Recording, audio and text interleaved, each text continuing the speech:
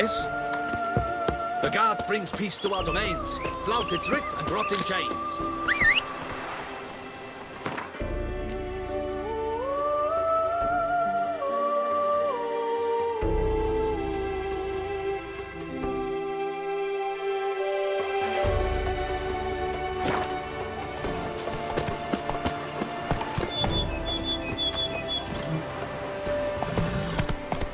Giddy up.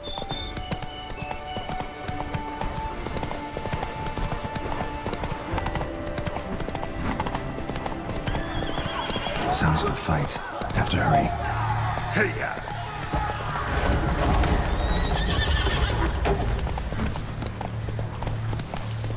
Damn it. It must still be here.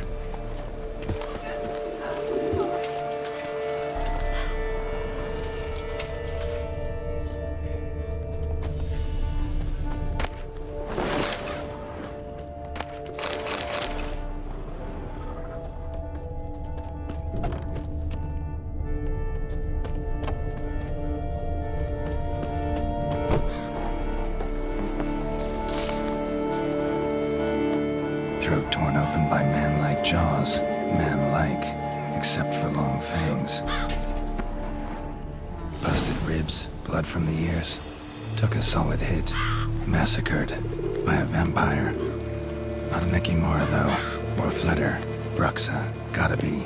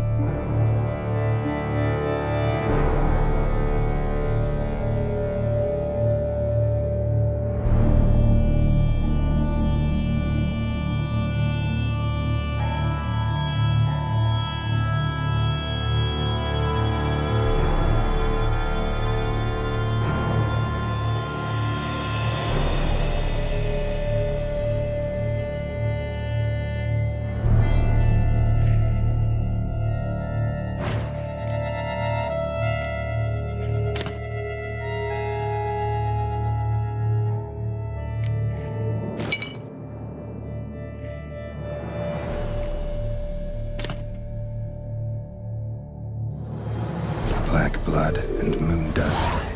Could be lifesavers. Killed with a single blow.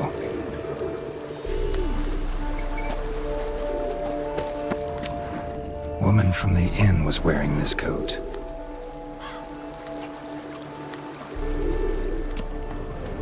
In the cellar. Gotta be. Claw wounds. From 5 separate claws. Spread of a small human hand. Attacker had no trouble knocking over the cart. Revermuck carried the body in this cart.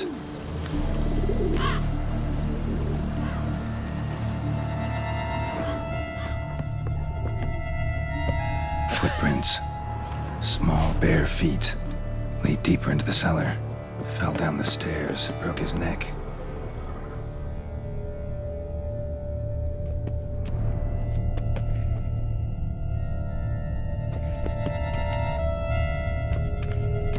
Hurled against the wall with great force.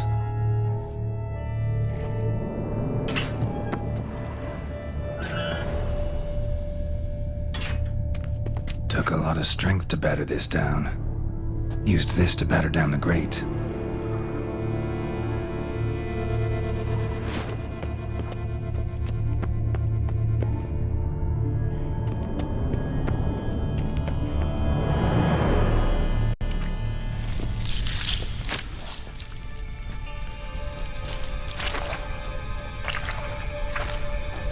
You.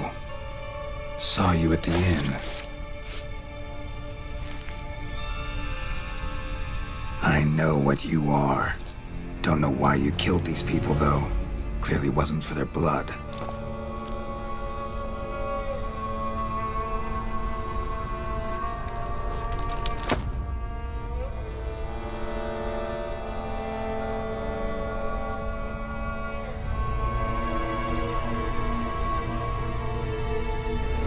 We don't have to fight.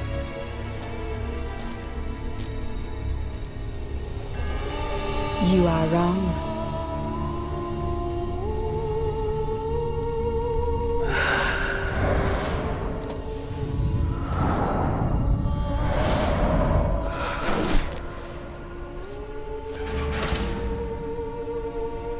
I cannot let you leave.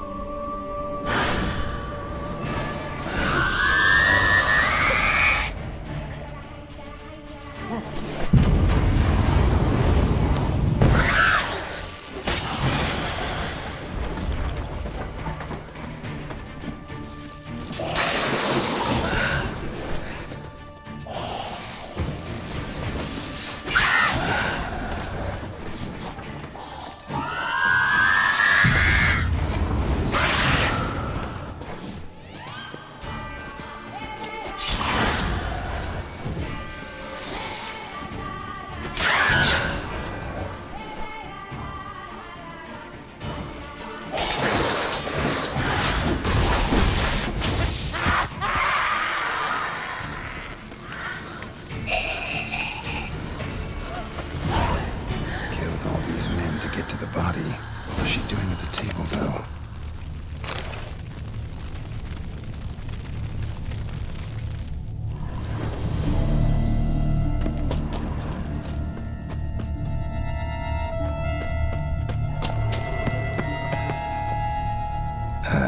Stinks. Waterlogged. Both hands amputated. Body was quartered just as I thought.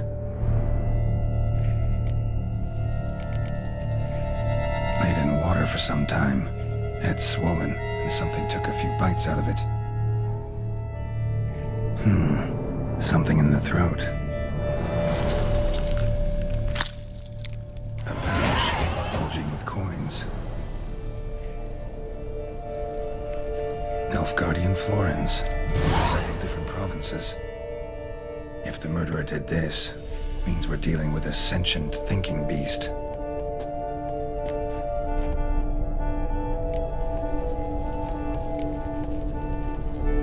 Body was chopped up after death. Blows struck with great force, but bones sliced through, not crushed. Creature that killed him had long claws, sharp as a witcher's blade.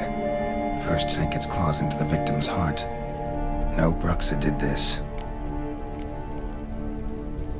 Third hand. A spare? Except it's clearly not the victim's. Guardsmen must have not noticed it as they picked everything up. How's this possible? Still warm. Blood still flowing. Several monster species can regenerate. Never heard of that happening to their severed limbs, though. Or of their limbs seeming completely alive after so much time. Examine the tissue more closely later. Might learn something.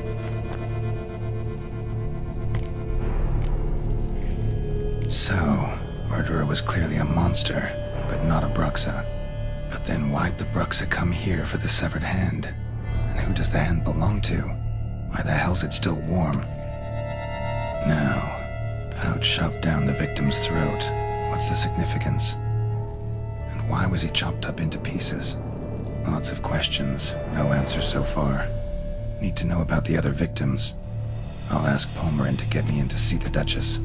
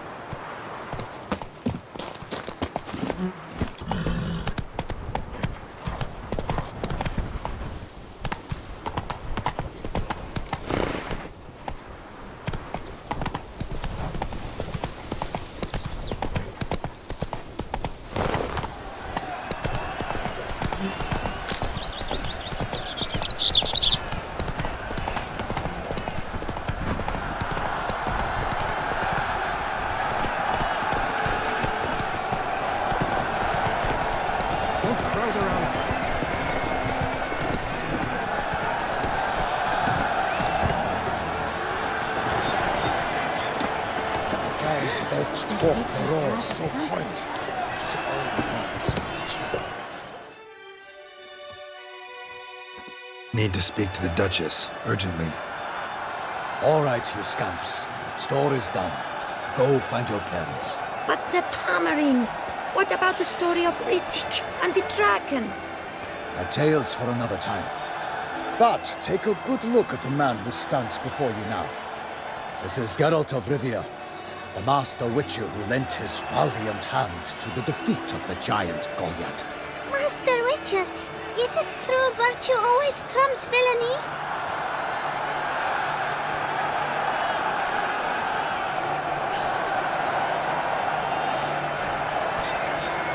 Not always. Could go either way.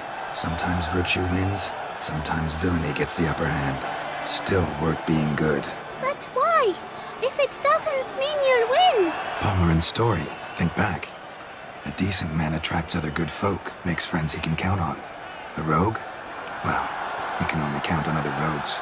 And who would you rather have for a friend? A man of virtue? I must agree. Now, that will do for questions. Go find your parents. Her Enlightened Highness has doubtless arrived at the tourney grounds to watch the battle in the arena.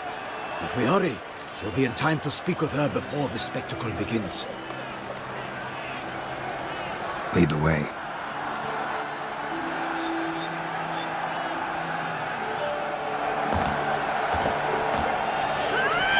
Who's fighting? Nilfgaardian gladiators? Close, but not quite. As you will soon see. Someone's gonna fight a Shelmar with only some bells on its tail to confuse it, slow it down? Whatever is the problem? The beast is a gift from the Emperor, no less.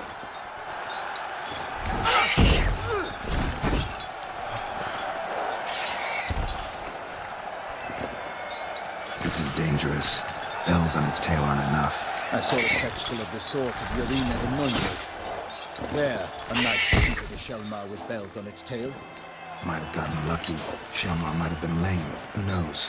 Only a Witcher has a real chance against a healthy Shelmar. And that's not even every Witcher. Besides which, releasing a monster that dangerous in front of a crowd? Plain irresponsible. Who's going to fight the beast? Guillaume, the young man you met. Yeah. Mentioned he'd promised his heart's captor a monster trophy. Great love demands great sacrifices. Let's go.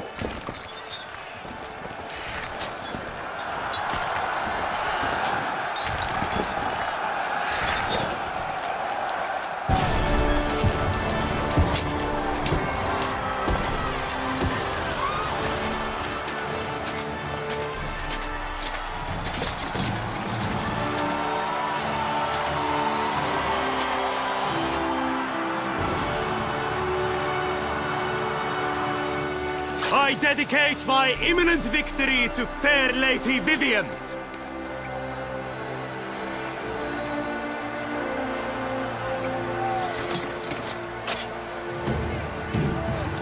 It's begun.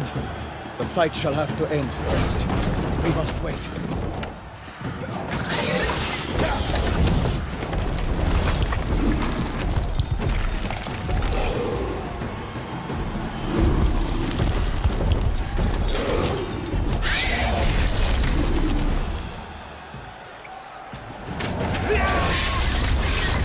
Got a bad feeling about this.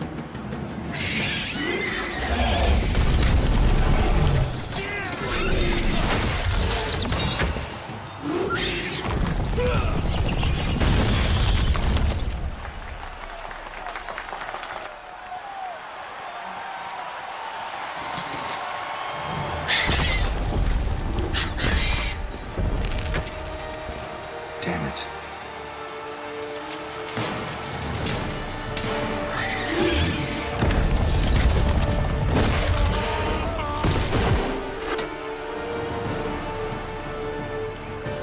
We have to help him.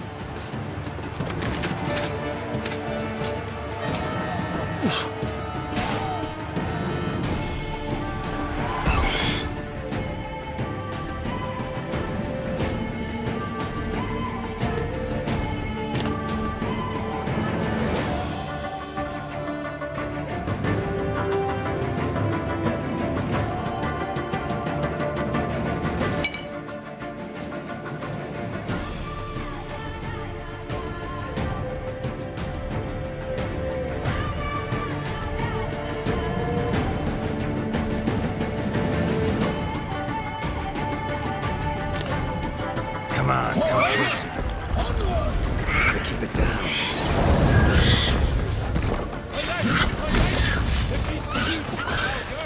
Let loose the roar and knock it to earth. And come and itself in one mighty pound to give fight its plans confound.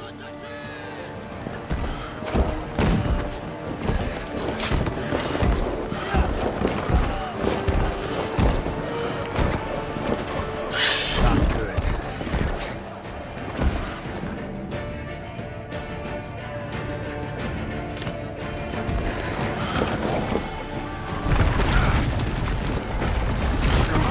Out with flame, and thus the witch's life will snub.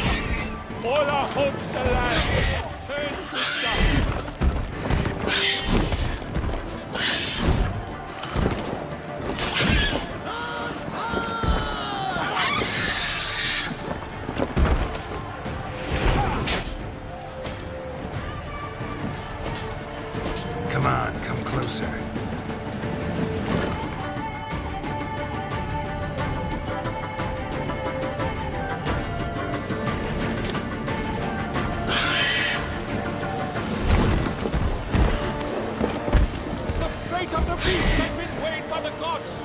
Soon the wizard shall triumph against all odds.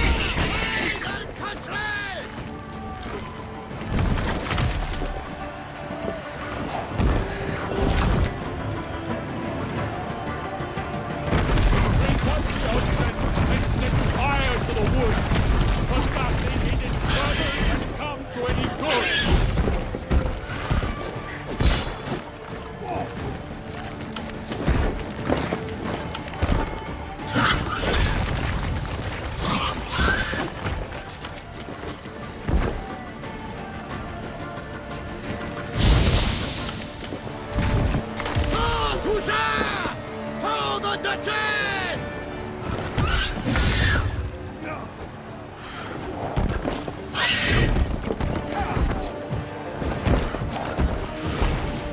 Well, how long are you gonna make me wait?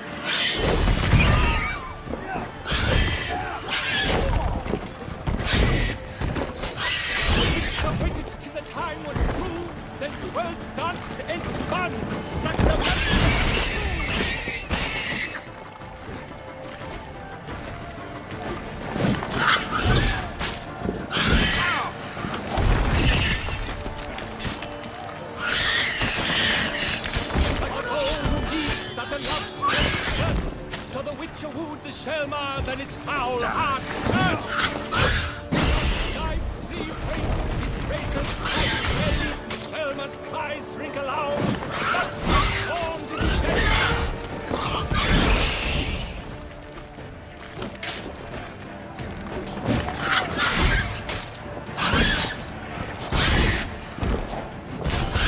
I'm there.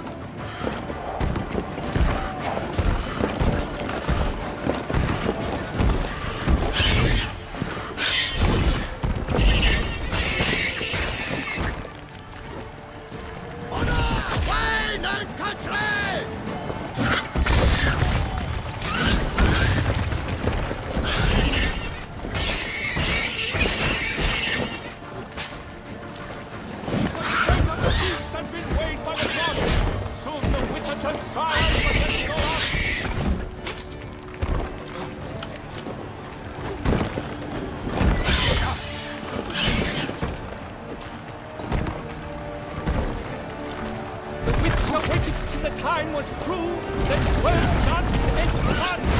The monster that's true. Out, big flame. And thus the witch's life was snuffed.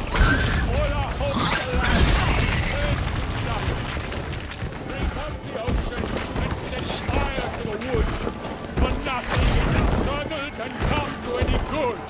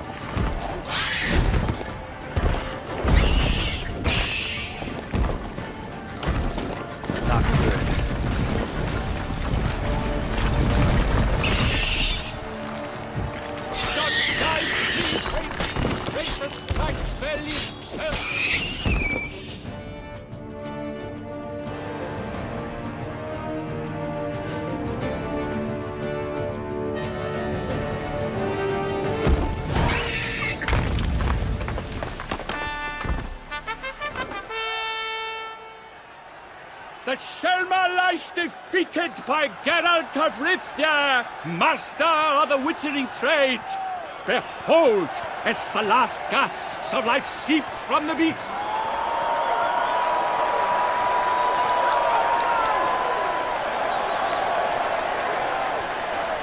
Master Geralt, do what you must. Finish the deed!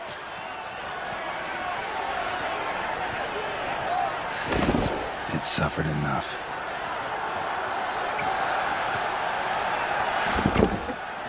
The monster lies slain! The fight is done! Praised be the victors!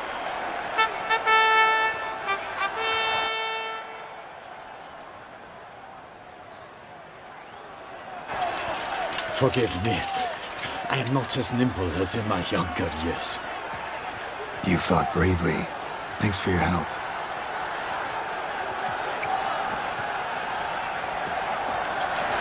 Guillaume? The lad came damned close to dying. I'm fine. Not hurt at all. Vivian? Smile as befits a hero and keep silent. Speech clearly pains you. She approaches.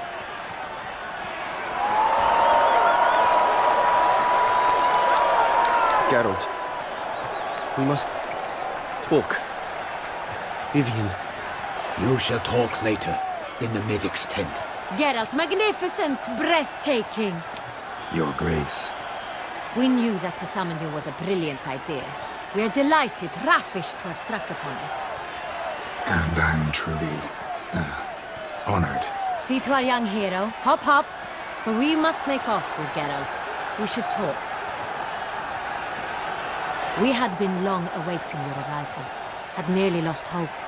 Then suddenly, that entrance, so spectacular. Your Grace. Shaelmars are dangerous creatures, even to knights in full-plate armor. Nonsense. In Toussaint, knights have battled beasts for mere glory since time immemorial. True. Guillaume suffered a few bumps, scars, and bruises, but in return gained eternal glory as he who slew the monster. What about the crowd? Say the Shaelmar had vaulted into the stands. Would have been a massacre. Geralt, though we value your fortuitous intervention in the arena, we would remind you your services have been retained, and as shall soon become clear, you will be generously compensated for completing another task altogether. Your Grace, my contract. I'd like to discuss it. Naturally, but not here. We shall need Damien. He led the investigation pending your arrival. But wherever could he be? Come, we must find him.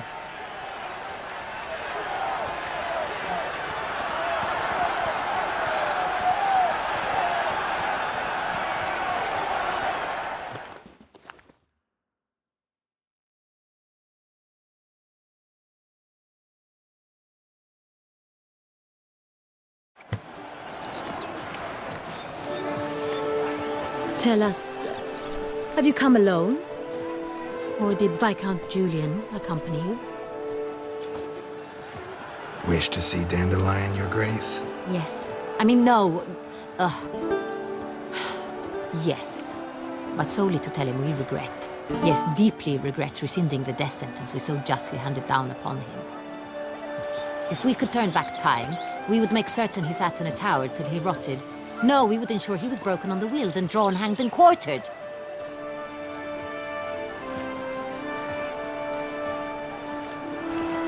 Ah, the very man we would entrust with these tasks. Damien de la Tour, captain of my personal guard. Your Grace. Witcher. Greetings.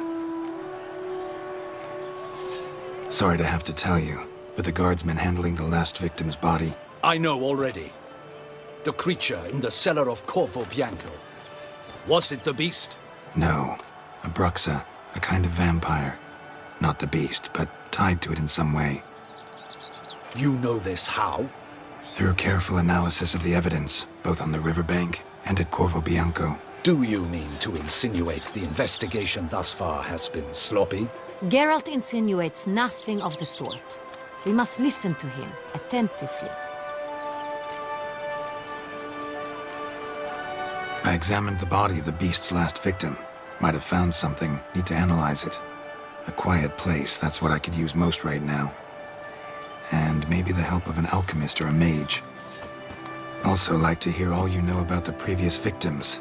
Take it Sir de la Tour is my man for that. Firstly, call me Damien, please.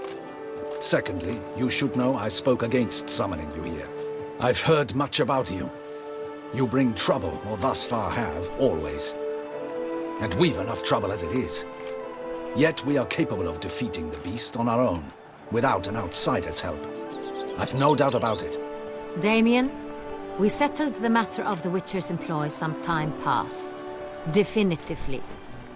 Since you have broached it nonetheless, let us discuss Geralt's pay. Are the legends true?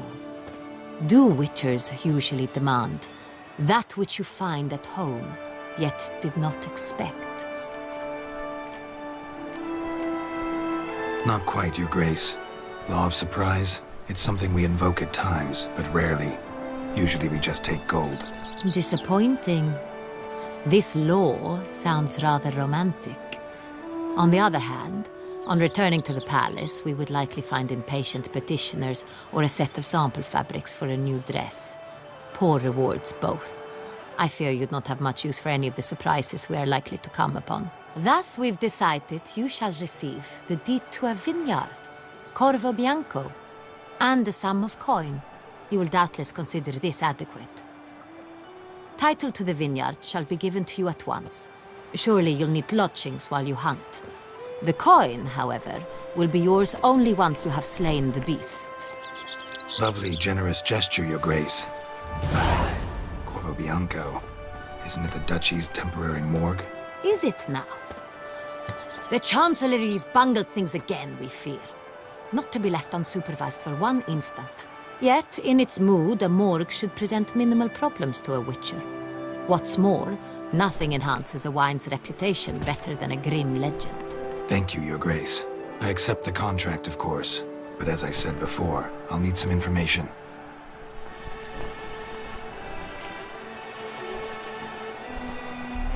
How'd it start?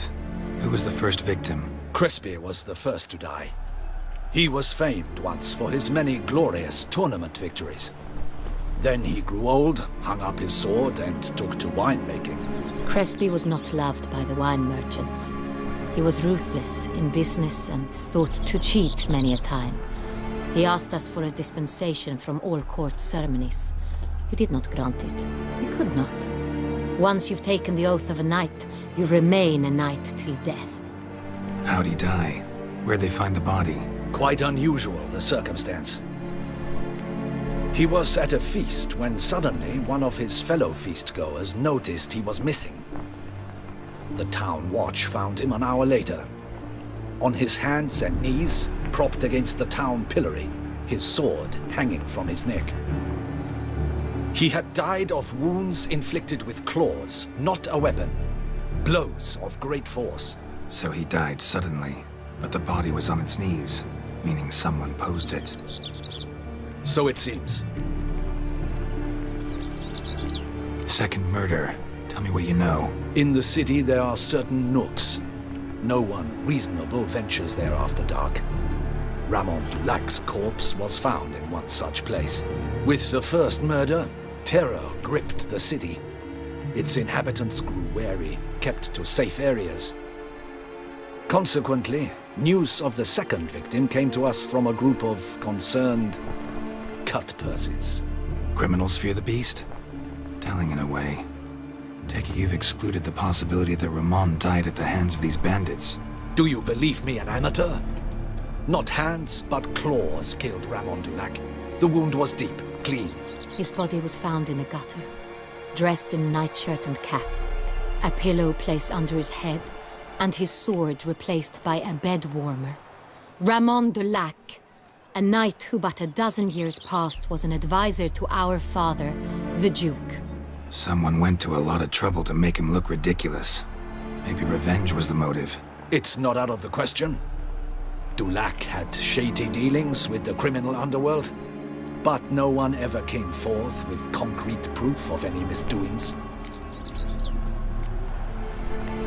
So, first two victims were knights, best years behind them. The same could be said of the third. Sir Delacroix was wont to claim that in modern times knights face new challenges, enterprise being the latest addition to the chivalric virtues. He made a veritable fortune in the grain trade. Palmerin even nicknamed him Sir della Stinci. Found a coin pouch on his body. Contained florins dating from various times, hailing from different provinces of the Empire. Delacroix loved coin, true, but had no patience for numismatics. Lots of similarities between the victims. All the bodies were found in strange places under extraordinary circumstances. Seems the murderer, whoever or whatever it is, has some meaning to convey. These were honorable men. We are horrified by the disdain, the disrespect with which they were treated. These were knights of Toussaint. Blast it. Might be the point. From what you say, none was a model of virtue. Ever considered that's what the beast's trying to draw attention to? All the murdered men were knights who swore fealty to the 5 chivalric virtues. And even if the... Knights of Toussaint swear fealty to what virtues exactly? Honor, wisdom, generosity, valor, and compassion. 5 virtues. Why are they so important to your knights?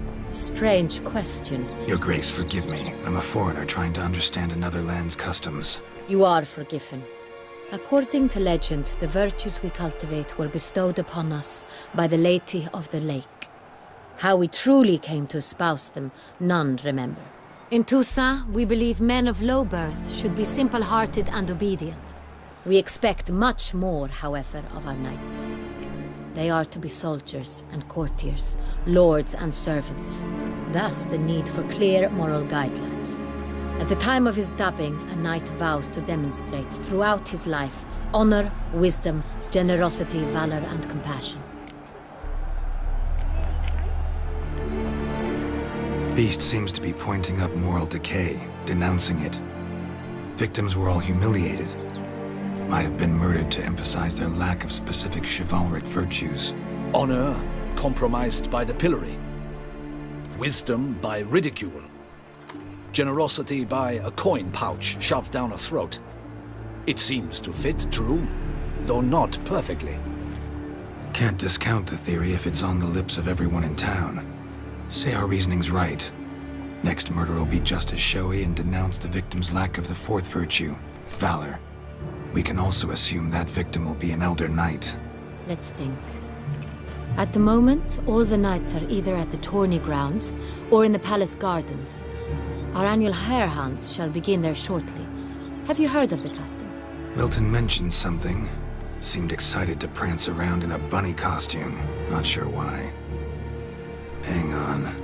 Strange circumstances, a knight advanced in years, the famed cowardice of rabbits. Could it be that simple? Is Milton de Peyrac Peyren the next victim? Milton also knew Delacroix. Told me so down by the river. Damien! To miss something so obvious. De Peyrac Peyren, Crespi, Delacroix, and Delac formed a knightly team. It was years ago, but...